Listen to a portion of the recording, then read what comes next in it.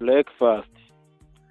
Ushobora kuba wahuye n'imbogamizi zituma udasoma ijambo ry'Imana mu gitondo ubyutse, kandi nyamara ndahari kugira ngo mbigufashemo. Niba utarakora subscribe uyikore kugira ngo dukomeze tubane mu ijambo ry'Imana ndetse n'ibindi byose bigiye bitandukanye. Ushobora no kudusangiza igitekerezo cyawe n'inyunganizi uciye muri comment cyangwa ukatwandikira kuri WhatsApp muri nimero iri kuri description. Ijambo ry'Imana ry'igitondo, umurongo wo gutekerezaho, Zaburi ya 46 umurongo wa 2 n'uwa 3.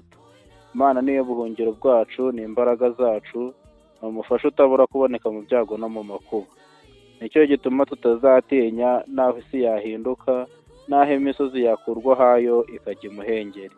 Ubutumwa bw'ingenzi: nubwo hari ibidutera ubwoba, Imana niyo soko y'umutekano n'amahoro.